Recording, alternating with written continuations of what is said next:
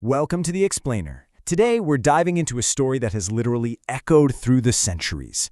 We're looking at Eternal Vows, a breathtaking, cinematic retelling of Romeo and Juliet. And wow, this isn't just your standard love story. We're talking about a timeless, visually stunning journey set right in the heart of a beautiful medieval Italy. It's an absolute masterclass in how passion, violence, and ultimate sacrifice all just kind of collide. So let's jump right in and unpack how this timeless tragedy actually unfolds. To really grasp this story, you have to picture the world these characters are living in. Imagine walking past these incredibly realistic, beautiful medieval castles and sun-drenched stone streets, right? But underneath all that gorgeous architecture lies a really dark, ugly truth. This entire city is completely tainted by an ancient, violent feud. It's a society built on a fault line. Just imagine living in a place where a rivalry lasting generations poisons absolutely everything around you. It's practically a ticking time bomb. Okay, let's dive into this deep-seated division. We have the Montagues and the Capulets. And guys, these aren't just neighbors who bicker. These are two incredibly powerful families defined by their absolute hatred for one another. The original reason for the fight? Probably lost to time. But that anger? Oh, it is fresh and visceral every single day. Bumping into the enemy doesn't just mean a dirty look. It means an immediate, violent confrontation. It's a seriously dangerous world to be born into, which sets a highly volatile stage for everything that follows.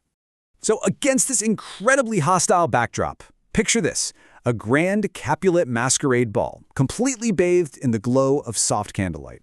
The atmosphere is just intoxicating. You got music, you got hidden identities, and it's right here that a young Montague named Romeo boldly and completely secretly sneaks into the enemy's stronghold. I mean, he's risking his life just by stepping foot in that room, but the vibrant energy of the masquerade draws him right in. And then, it happens. Across this crowded, glowing room, Romeo crosses paths with Juliet. The exact moment they lock eyes, it's like the noise and the danger of the entire world just fade away. But here's the massive, tragic irony of the whole thing. In this beautiful, pure moment, they instantly fall in love, completely oblivious to the fact that they belong to enemy families. They don't see a Montague or a Capulet, they just see each other. That initial spark scales up incredibly fast into a profound romance. In the quiet, secret intimacy of a moonlit garden, right beneath Juliet's balcony, they make an eternal vow. They literally promise to stay together forever. It's just so emotional. You have these two young people trying to carve out a tiny safe sanctuary in a world that absolutely demands they hate each other. Their connection is a desperate, beautiful rebellion. Knowing how dangerous this is, they actually secure the help of a really kind friar and Juliet's fiercely loyal nurse. Together, they manage to pull off a secret marriage. And for a second, just a brief, shining moment, there's this feeling of golden hope. You actually feel like, wow, maybe their love really can conquer the darkness surrounding them. They are officially bound to one another.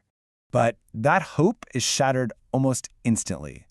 Those romantic golden sunsets are abruptly replaced by dramatic, violent sword fights right in the city streets. The pacing completely flips.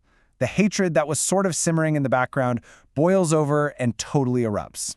It aggressively crashes right into the secret, safe little world the newlyweds just tried to build. And this brilliantly illustrates how incredibly fast things spiral out of control. It happens in three swift, violent actions. First, Romeo's best friend is brutally killed in a street duel.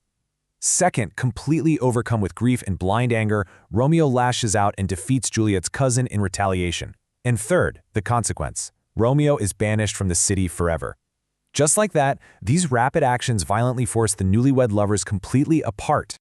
With Romeo exiled, Juliet is utterly desperate. She's trapped. Her family, who has zero idea about her secret marriage, tries to force her into a brand new arrangement with another nobleman.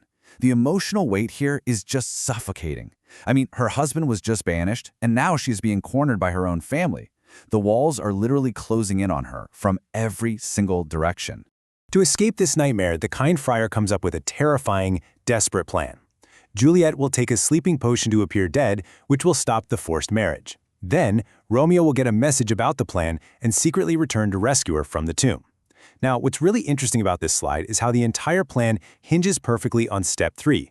That communication is the absolute lifeline. If that fails, the whole thing falls apart.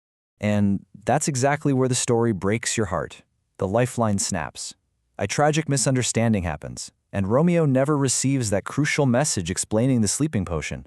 All of Juliet's incredible bravery, this entire elaborate scheme to save their love, it all completely crumbles because of a simple, heartbreaking failure in communication. The tragedy is locked in. Believing the terrible lie that Juliet has truly died, Romeo rushes straight back to the city to her tomb. It's the absolute emotional climax of the story. Surrounded by the cold stone of the crypt, he looks at the love of his life, thinking she's gone forever. He says a really heartfelt, tearful farewell, and, entirely unable to face a world without her, he drinks a lethal poison. The cruelty of the timing here is it's almost unbearable. Literally just moments later, as the potion wears off, Juliet wakes up. She's expecting to start this whole new, beautiful life with her husband, but instead, she realizes the horrific truth. Romeo is gone forever.